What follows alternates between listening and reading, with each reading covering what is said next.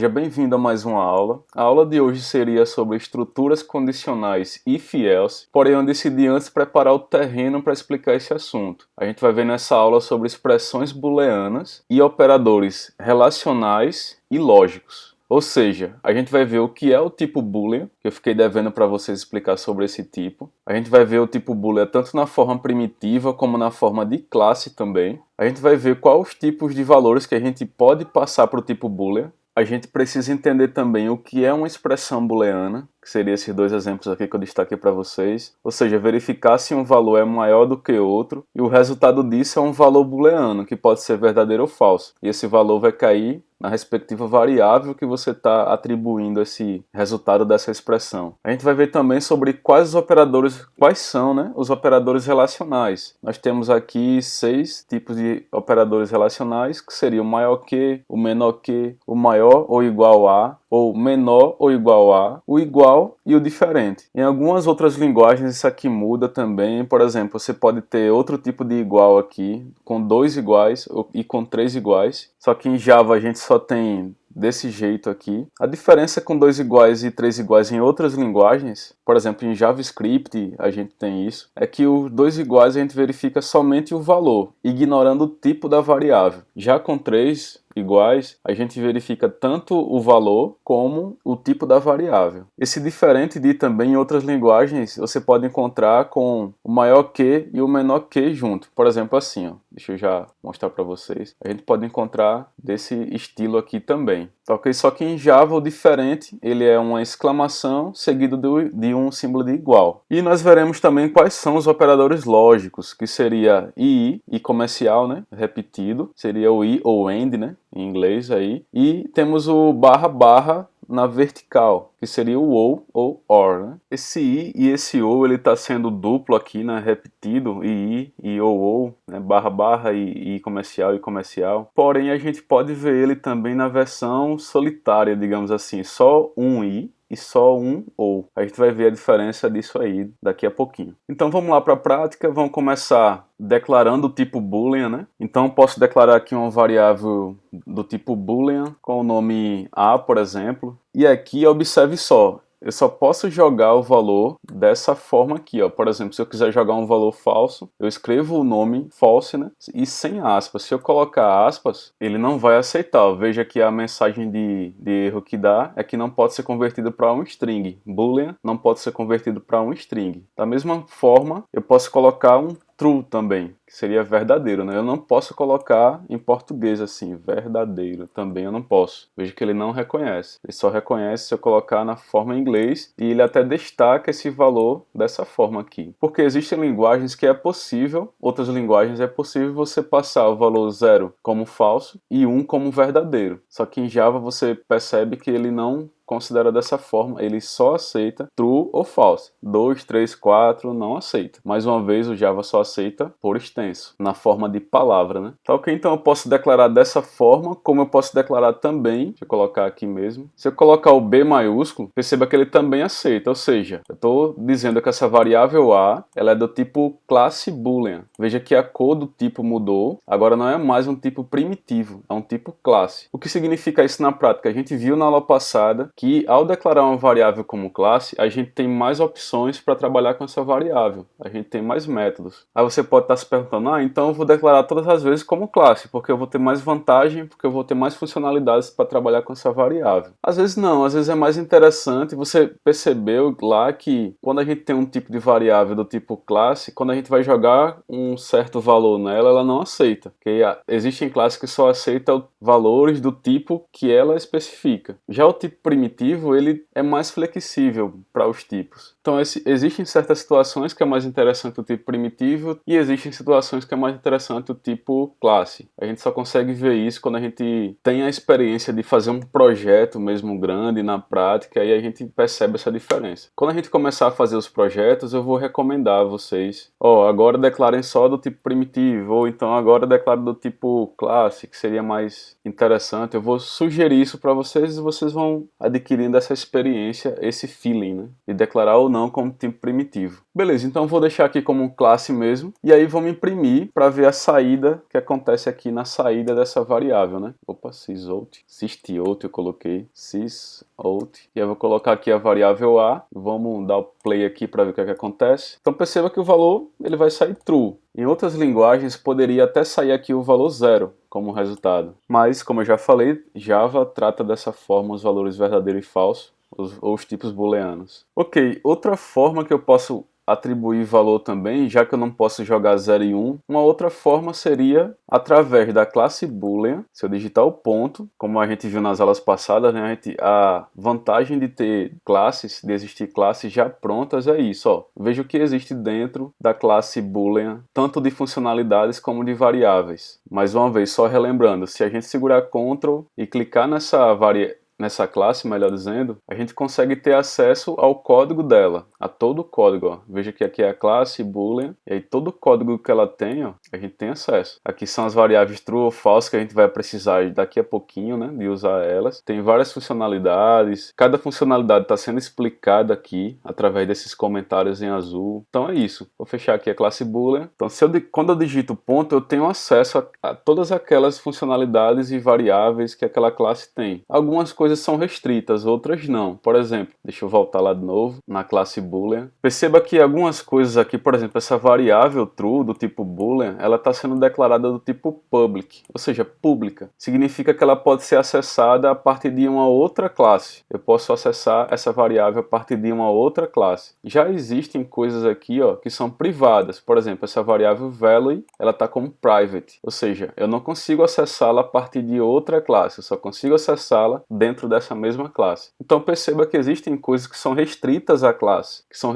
restritas a outras classes, melhor dizendo. Vou fechar novamente. Então, só aparecem aqui, quando a gente digita o ponto, tudo que é público naquela classe que a gente está acessando, tá ok? Inclusive, o que eu falei para vocês, o true ou false, aquelas variáveis que contêm valores. Então eu posso muito bem chegar aqui e dizer, ó, eu quero usar essa variável, ou seja, o valor que ela tem lá na classe boolean, eu quero jogar na variável a. Então é possível fazer dessa forma. Se a gente der o play aqui, então veja que o valor saiu como antes, tudo minúsculo, true. Não significa que por aqui está maiúsculo, aqui vai sair maiúsculo, não. É o valor que está dentro dessa variável aqui que está lá na classe boolean. O valor que está lá é true, normal, como a gente estava usando antes. Eu posso jogar também aquela variável lá, false. Se dar o play aqui, se eu executar, aqui o false, o valor normal, tá certo? Então eu vou comentar, né, daquela forma que eu estava fazendo na aula passada, deixar comentado aqui. Você pode fazer dessa forma ou você pode fazer dessa forma aqui também. E até com o tipo primitivo ou não. Vai depender da sua escolha aí. Tá ok? Então, como declarar, né, o que é o tipo boolean, a gente já viu, que é um tipo que armazena verdadeiro ou falso. E vamos ver agora sobre o que é uma expressão booleana. Vou deixar comentado aqui essas duas formas. Então veja só, pessoal. Eu posso declarar aqui uma variável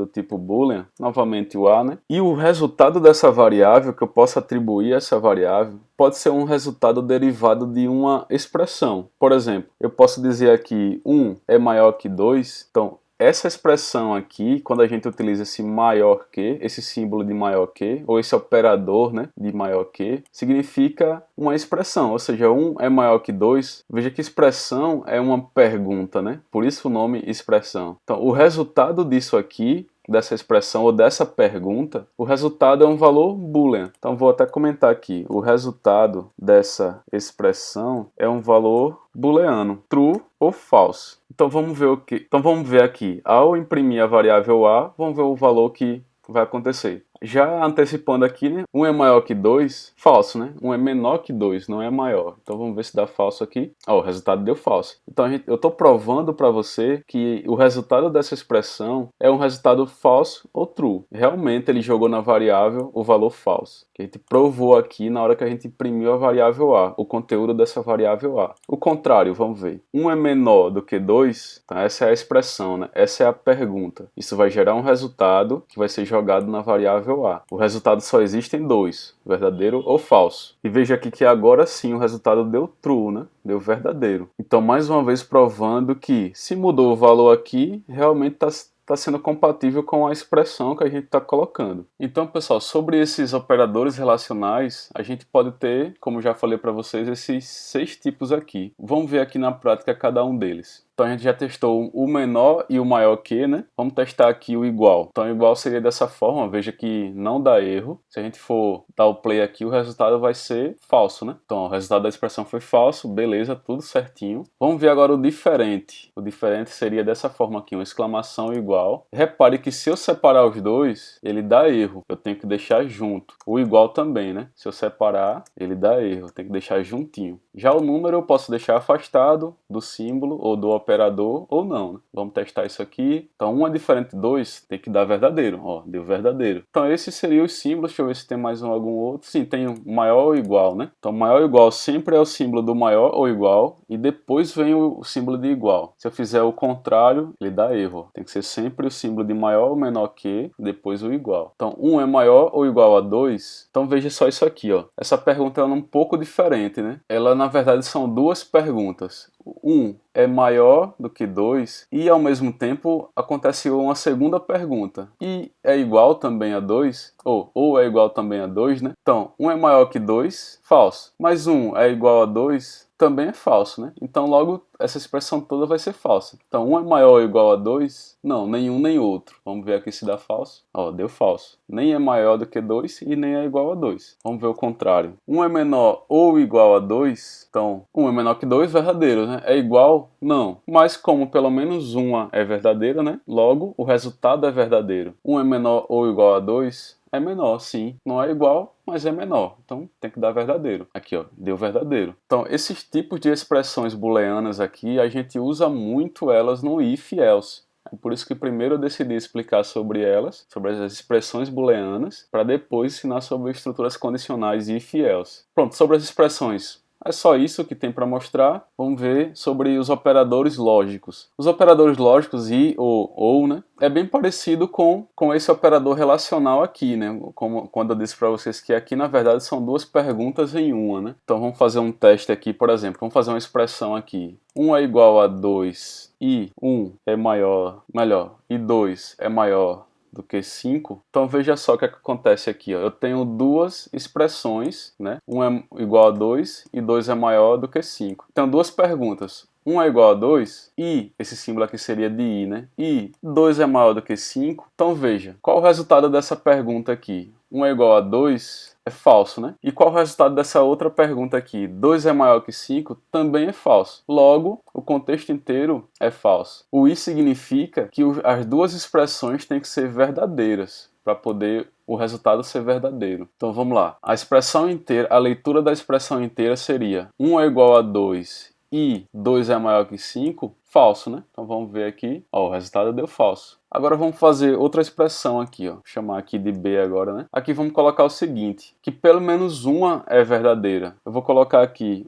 1 é menor do que 2. Então qual seria o resultado disso aqui, ó? Vamos ler de novo a expressão. 1 é menor do que 2 e 2 é maior que 5. Ó, veja, 1 é menor que 2, verdadeiro. Só que 2 não é maior que 5. Então, só uma delas está sendo verdadeira. O i, ele exige que as duas ou mais sejam verdadeiras. Então, já que o i, ele exige que todas sejam verdadeiras para o resultado ser verdadeiro, logo, isso aqui é falso, porque uma está dando falso, não são todas. Então, se eu exibir o resultado de B, vai ter que dar falso aqui. Ó, o resultado deu falso. Agora vamos fazer uma expressão que as duas dão verdadeiras. Vou chamar aqui de C, né, essa variável. Vou fazer assim, ó. 1 é menor do que 2 e 2 é menor do que 5, agora sim, as duas são verdadeiras. O i, ele exige que as duas sejam verdadeiras. Até na própria expressão você percebe isso, né, que o i exige que as duas sejam. Por exemplo, ó a leitura que eu faço. 1 é menor que 2 e 2 é menor que 5, o i você já sente que ele exige que todas sejam verdadeiras. Então se eu exibir aqui o resultado de C, C vai receber um valor verdadeiro, quer ver, ó?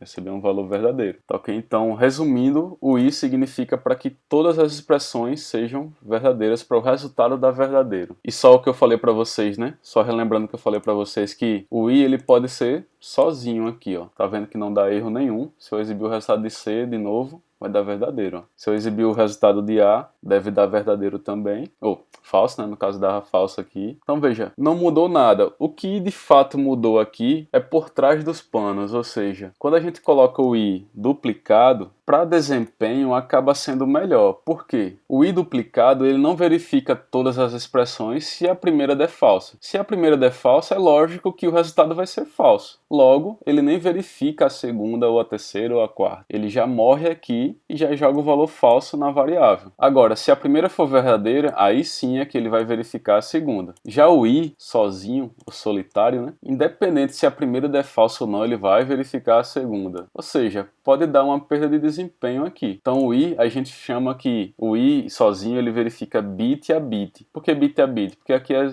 0 ou 1, né? Verdadeiro ou falso. Então é isso, ele vai verificar bit a bit, ou expressão a expressão, resultado a resultado, se vai dar verdadeiro ou falso. Por isso, o mais comum, pessoal, é usar o i ou duplicado. É mais comum, é mais usado dessa forma. Em várias linguagens é feito assim também. Aí eu falei para vocês, né? A gente pode ter duas ou mais expressões aqui. Isso é verdade. Você pode ter assim, por exemplo, acrescentar mais um i aqui. Por exemplo, 1 é igual a 2 e 2 é maior que 5 e, por exemplo, 4 é igual a 4. Então, é possível. É claro que aqui vai dar erro, apesar de isso aqui ser verdadeiro, mas como eu falei para vocês, ele exige que, o i exige que todas sejam verdadeiras, né? Então se eu executar isso aqui, testando o a, né? Ele vai dar falso, ele não deu nenhum erro e o resultado deu falso. Testando o c agora com 3 ou mais expressões, por exemplo, i1 é diferente de 2, colocar mais uma, i 10 é menor do que 1000, então se eu for testar essa variável c aqui, ele vai dar verdadeiro porque o i exige que todas sejam verdadeiras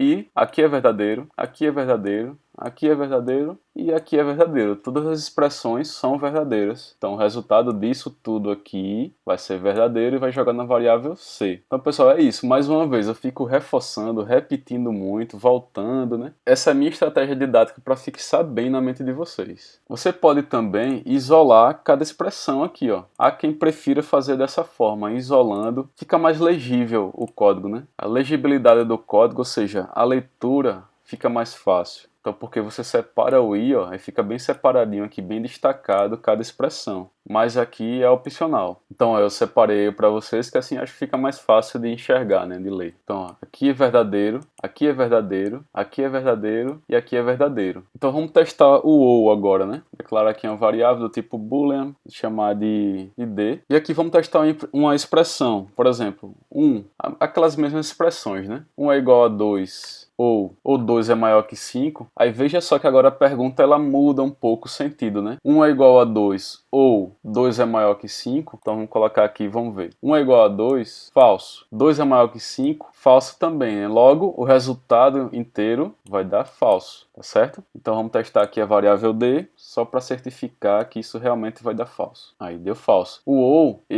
pelo menos uma das expressões tem que ser verdadeira.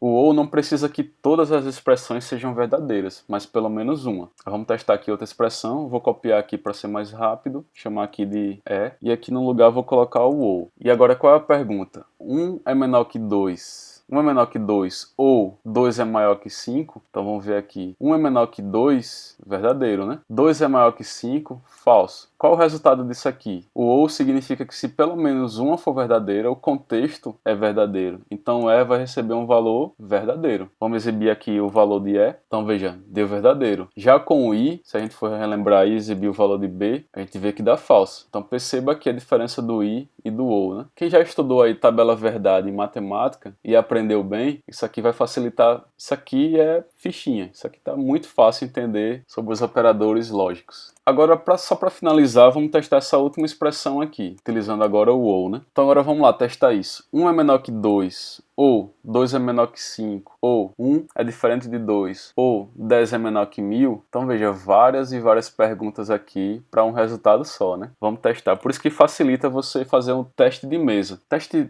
de mesa é um jargão técnico aí da área, né? justamente para testar, ou seja, pegar uma folha e sair testando expressão por expressão, porque de cabeça tem expressões que é mais chatinho de se fazer e corre o risco de erros. Por isso que é melhor pegar um papel e fazer o teste antes. Então fazer um teste de mesa virtual aqui. Um é menor que 2, verdadeiro. Pronto, a primeira deu verdadeiro, ele nem verifica as demais. Lembra que o ou duplicado, ele nem verifica as demais. Se o primeiro der verdadeiro, ele nem continua, ele já joga verdadeiro aqui. Mas vamos lá, aqui dá verdadeiro, né? 2 é menor que 5, verdadeiro. 1 é diferente de 2, verdadeiro. Por mais que desse um falso aqui ou 3 falsos, o primeiro sendo verdadeiro para o ou, o F já recebe verdadeiro. Vamos testar aqui. Então vou exibir o resultado de F. Verdadeiro. Outra situação também, pessoal, agora para finalizar de vez, vamos fazer uma simulação aqui. Eu vou copiar isso aqui e vou até destacar essa variável mais aqui. Vou chamar essa variável de G e veja só, é possível a gente misturar também os operadores lógicos. Por exemplo, eu posso dizer aqui, eu posso começar com o I e aí misturando, né, os operadores I e OU. Eu vou tirar esse último aqui para não complicar tanto, né? Deixar só 3 expressões aqui para poder misturar 2 operadores. Então qual é o resultado dessa variável? Vou colocar aqui para testar, né, a variável G. Então veja que deu um valor verdadeiro aqui, ó, deu valor true. Por quê? Vamos analisar aqui, ó. Como a gente já viu, 1 é menor que 2, verdadeiro, né? E 2 é menor que 5, verdadeiro. Ou 1 é diferente de 2, verdadeiro. Então é muito fácil saber o resultado disso aqui, né? Todos deram verdadeiro, independente de ou I. Mas se eu mudar aqui, por exemplo, 1 é igual a 2, aí vamos ver o que é que dá aqui, a resposta, né? Aqui dá verdadeiro e aqui verdadeiro. Aqui falso, né? Na verdade. Vou colocar um F aqui. Então, 1 é menor que 2, verdadeiro. E 2 é menor que 5, verdadeiro. Ou 1 é igual a 2, falso. O resultado disso vai dar verdadeiro, porque a gente tem que observar, é isso aqui, ó. Esse I significa que os dois devem dar verdadeiro, e deu. Ou significa que se isso aqui der falso ou verdadeiro, tanto faz. O que importa pro ou é que o pro ou é isso aqui, ó. Então o ou significa se um dos dois derem verdadeiro, o resultado vai dar verdadeiro. Então veja que é um pouco mais complicadinho, né, quando a gente mistura tudo aqui. Então vamos lá dar o play aqui. Ó, deu verdadeiro, tá vendo? Agora vamos testar o seguinte, invertendo isso aqui. E agora a gente vai forçar o seguinte, que a primeira expressão, essas duas expressões aqui deem falso, né? E essa aqui dê verdadeiro. Vamos ver aqui o que vai acontecer. Então veja só, 1 é igual a 2, falso. Ou 2 é menor, ou 2 é maior que 5, falso também, né? Logo, o resultado disso aqui, ele vai dar falso. E 1 é menor que 2, verdadeiro. Só que para o I, essas duas aqui tem que dar verdadeiro, ou seja, o I significa que essas duas tem que dar verdadeiro. O resultado disso aqui, dessas duas expressões, deu falso. E dessa aqui deu verdadeiro. Logo, o resultado vai dar falso. Vamos testar isso? Aí, o resultado deu falso. Então, veja, o macete para você entender quando mistura os dois operadores diferentes é você sempre considerar que esse segundo operador aqui, ele vai considerar o resultado dessas duas expressões anteriores, mais o resultado dessa que sobrou aqui, ok? Então com isso fica mais fácil aí de entender. Essa mensagem que fica dando aqui, ó, dead code, né, ou seja, código morto, significa que como a gente está usando o operador repetido, II, né? Que significa que se o primeiro já der falso, aí nem analisa o resto. Então está dizendo que isso aqui está morto, porque a ferramenta já está verificando para a gente que isso aqui vai dar falso, logo o resultado desse I aqui vai dar falso. Mas se a gente usar solitário assim sozinho, ó, veja que some, ou seja, a ferramenta ela já sabe que a gente está forçando que, independente do resultado anterior, se é falso ou não, ele vai verificar tudo. Eu quero que ele verifique tudo, independente, mesmo sabendo que o desempenho aqui vai diminuir. Então, ó, veja que ele não alertou para mim. Quando a gente vê uma mensagem aqui laranjinha, que não é vermelha, né? A ferramenta sublinhando aqui como laranja ou amarelo, né? E não vermelha, significa um alerta, é apenas um aviso para você. Por exemplo, aqui, ó, a ferramenta está dizendo, ó, essa variável ela nunca é usada, tanto D como E como F. Tem certeza que vai continuar declarando ela aqui, mesmo sem usar? Como assim sem usar, né? A gente está apenas declarando, jogando um valor, mas não está imprimindo esse valor, não está utilizando em um outro cálculo. Logo a ferramenta está avisando, ó, realmente está sendo necessário isso aqui, você esqueceu, você declarou, jogou um valor e esqueceu, está ocupando um lugar na memória, gerencie bem isso aí. Então é só um aviso da ferramenta para ajudar a gente, caso a gente declare uma variável e aí depois não usa ela e acaba esquecendo de apagar. É só um aviso e isso é muito importante, realmente ajuda muito em alguns casos, ou em muitos casos, né? Comigo mesmo já aconteceu de eu esquecer de excluir uma variável que eu tinha declarado. E aí depois, quando eu vi o alertazinho da ferramenta, eita, tem que apagar isso aqui que eu acabei esquecendo de apagar. Então isso aí é bastante útil. E aí, pessoal, só complicando aqui um pouquinho mais a cabeça de vocês. E se eu tivesse, a gente viu agora, né, acabou de ver que esse último i aqui, como ele é o último operador, ele vai verificar os dois anteriores, mais esse aqui, né? Os dois têm que ser verdadeiros. O resultado dos dois tem que ser verdadeiro. E se a gente complementar aqui com um ou, colocar um ou sozinho assim, né? Pode ser duplo, tanto faz. Se a gente colocar a seguinte expressão, 1 é igual a 1, ou seja, o que é que o ou vai fazer aqui? Quando chegar nesse ou? O ou ele vai verificar todo o resultado de antes. Qual foi o resultado de antes? Foi falso. Mais esse aqui, que é verdadeiro, né? Então ele vai verificar os dois. E o ou, como significa que se pelo menos um verdadeiro for verdadeiro, o resultado vai ser verdadeiro, logo deve aparecer aqui verdadeiro. Vamos ver? Vamos testar isso. Antes estava dando falso, né? E agora deve dar verdadeiro aqui. Aí deu verdadeiro. Então só reforçando mais uma vez o macete aqui, né? Esse segundo i, esse segundo operador, né? Ele vai verificar tudo que foi antes, o resultado de tudo antes, mais o próximo, tá certo? Ignorando o que está aqui na frente. E o ou, ele vai considerar na verificação esse último ou, tudo que foi antes, todo esse resultado com o próximo. Então sempre é assim. Como aqui deu falso e aqui deu verdadeiro, então sempre prevalece o resultado do último operador. O resultado do último operador foi verdadeiro, porque o ou significa que se pelo menos um der verdadeiro, o resultado é verdadeiro. Então eu espero que eu tenha aí ajudado mais do que atrapalhado a mente de vocês. Mas assim, o meu objetivo principal aqui não é bem que você entenda a tabela verdade ou a lógica. A gente não está em lógica de programação e nem estamos aí em matemática, né? Estudando matemática. Por isso o meu objetivo principal é que você aprenda a usar os operadores, saber que eles existem e como utilizá-los. Aí a lógica a gente vai aprendendo com o exercício, beleza? E o exercício vai ser, eu não vou puxar muito essa parte de lógica matemática nos exercícios. Eu só vou puxar mais a questão do uso simples disso aí, tá certo, pessoal? Mas eu não poderia deixar de abordar todas as situações que podem ocorrer em relação ao uso lógico desses operadores. A próxima aula será sobre if e else, então até a próxima.